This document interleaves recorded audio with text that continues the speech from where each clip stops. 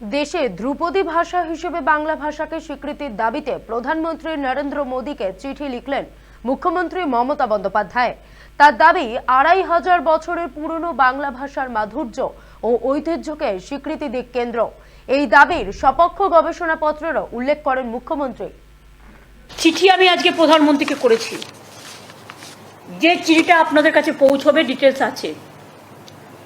আমরা রিসার্চ করেছি, গবেষণামূলক তথ্য জোগাড় করেছি এবং এই গবেষণা দেখাচ্ছে ইতিহাস, প্রাচীন লিপি, ভাষার বিবর্তন ইত্যাদি নিয়ে গবেষণা করে এই গবেষণা দেখাচ্ছে যে বাংলা ভাষার জন্ম ও বিবর্তন হয়েছে গত প্রায় ২৫০ বছর ধরে।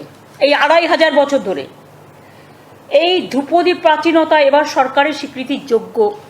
আগে যেগুলো হয়েছে তাদের এত দিন ধরে ছিল না, কিন্তু আমাদের কাছে কাগজপত্র জোগাড় করতে টাইম লেগেছে। আমরা মোটা 4টে ভলিউম, সেটাও আমরা হোম মিনিস্ট্রিতে পাঠাচ্ছি, টিম করে 4 খণ্ডের প্রামাণ্য গবেষণাপত্র তৈরি করেছি এবং তার থেকে দেখা যাচ্ছে যে বাংলা ধ্রুপদী ভাষা অনেক আগেই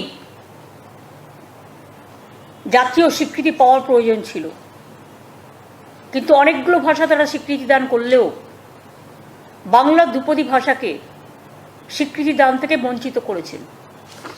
তাই আপনাদের আমরা দেখাচ্ছি, এটা শুধু মুখের কথা নয়, প্রায় ২৫০০ বছর ধরে বাংলা ভাষার এই ক্লাসিক্যাল ইতিহাস, বিবর্তন, প্রাচীনতা সব কিছু দিয়ে ২৫০০ বছর মানে চারটিখানি কথা নয়।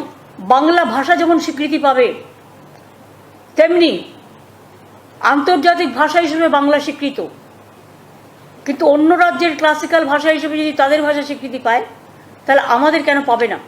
আমাদের সবচেয়ে পাওয়ার যোগ্য ছিল, কিন্তু অপদার্থতা আমাদেরই। তার কারণ যারা আগে ছিলেন তারা কখনো এটা নিয়ে ভাবেননি এবং চর্চাও করেননি। রাজনীতি নিয়ে যতটা মন ছিল তাদের, এসব কাজগুলো করা নিয়ে কোনো মন ছিল না।